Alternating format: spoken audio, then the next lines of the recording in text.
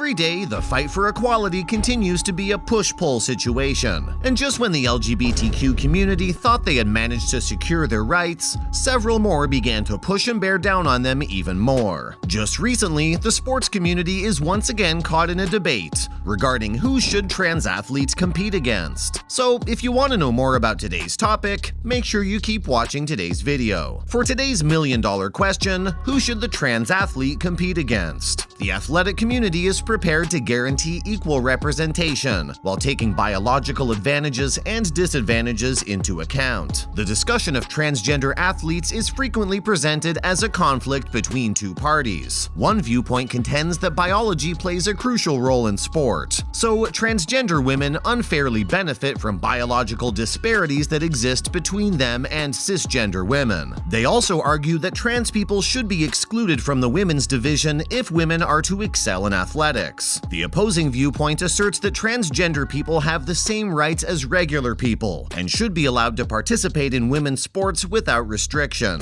Both sides also enjoy solid political support, particularly in the United States. Joanna Harper, a competitive transgender woman runner and PhD researcher of transgender athletic performance, shared her thoughts on the matter in a particular piece published for MedPageToday.com. In the article, she wrote how she would like to promote a third or middle path, wherein a strategy that accepts both arguments have some merits, but that neither side has exclusive access to the truth. The subject on whether who is allowed to compete against trans athletes has become a focal point in the campaigns of various Republican lawmakers. Bills excluding trans women and girls from the female category are present in several Republican-dominated states. The Equality Act, on the other hand, was supported by the Biden administration and passed in the Democrat-controlled House but stuck in the split Senate. The Equality Act's most contentious provision mandates that gender identity shall be used to establish eligibility for the female category in all carve-outs, including sports. In her piece, Harper started with biology. Trans women and cis women indeed have significant biological distinctions. Trans women will go through male-type puberty unless they start using contraceptives by Tanner stage 2, which will cause them to develop stronger muscles and bones, a larger stature, and higher hemoglobin levels than cis women. Many of these benefits will be lessened but not entirely eliminated by gender-affirming hormone therapy, GAHT. With just a few months of GAHT, trans women will reach female-typical hemoglobin levels, which has significant implications for endurance sports. Harper admitted that after 9 months of GAHT, she was running 12% slower, which is roughly the gap between serious male and female distance runners. Trans women will have less muscle mass and aerobic capacity to power their larger bodies, which could have negative effects on their speed of recovery and endurance. With GAHT, trans women are more likely to put on weight, which is detrimental in most sports. The numerous social and psychological issues that all trans persons face will have a severe impact on athletic performance. How the various benefits and drawbacks manifest themselves in various sports is still unknown. One thing is apparent though: trans women continue to be notably underrepresented in women's sports at all levels. So how can we ensure equal representation while taking potential benefits and drawbacks into account? It is appropriate to impose restrictions on trans women participating in high-level athletics, given some retained physical advantages trans women have over cis women. Although it may not always be necessary, requiring trans women to lower their testosterone levels more typical of females should be a necessity. There may be extra standards for trans women at the highest levels of sport in sports where they continue to have a considerable advantage over cis women after GAHT. For instance, trans women's height won't be greatly reduced by GAHT, and having a taller stature is beneficial in many sports. The International Volleyball Federation, FIVB, which only allows one trans woman per country team, has a distinctive strategy. Harper does not, however, think that blanket restrictions on trans women participating in sports are necessary to uphold the necessary standards of safety or fairness. There really isn't any evidence yet to suggest that transgender women injure cisgender women more frequently than cisgender women injure themselves. However, without offering any evidence, the Rugby Football League and Rugby Football Union have already banned transgender women from the female category. In addition, British Triathlon has mandated that all transgender athletes above the age of 12 must compete in an open division. In essence, this open category will be a rebranded men's category. The current world World Triathlon policy, which still permits transgender women to compete in the female category but with a lengthier waiting period, is not followed by the British triathlon regulation. Instead of transgender athletes' dominance of women's sports, all of the restrictions and virtual bans are motivated by fear. Recreative sports should work with the transgender community to develop rules to encourage increased transgender involvement in sports given the psychosocial difficulties and marginalization experienced by all trans persons, even though there may be some need for limits at elite levels of the sport. Finally, it is harmful and counterproductive to concentrate on a select group of accomplished transgender athletes. Trans women are not guys invading women's sports. Rather, they are transgender people looking for an authentic existence due to their true and strongly felt gender identity. Some trans women have a long-standing affinity for sports, and taking part in activities specific to their gender identity can help them feel fulfilled in their life. For a variety of reasons, some trans women are less successful in women's athletics than they were in men's sports, but no one will ever know this. The chance to find a long-lasting middle ground between the two opposing poles is undermined by the hand-wringing animosity, legislation, and contentious debate that accompany each new successful trans female athlete. Many trans athletes' mental health and general well-being are also harmed by it. To conclude her piece, Harper urged everyone who had taken a position in this argument to take a deep breath, try to understand others, and look inside themselves for a means to come to an understanding. Joanna Harper's plea just came at the right time because just recently a certain Utah judge halts the ban on trans athlete in taking part against girls in sports. Last month, a judge in Utah reversed a state law banning biological men who identify as women from playing on girls' sports teams, and issued a preliminary injunction allowing them to do so provided a commission grants them eligibility. Judge Keith A. Kelly's ruling invalidates House Bill 11, which forbade transgender athletes from participating on female sports teams. After Utah GOP lawmakers overrode the veto of Republican Governor Spencer Cox, the initial restriction became effective in July. A complaint was launched against the prohibition by the parents of 3 males who identify as girls and want to play female sports, asking the court to deem it unconstitutional. The ban has been put on hold, but HB 11 proposed the creation of a panel to decide whether transgender boys are qualified to compete on a case-by-case basis as a backup plan if a court overturned the ban.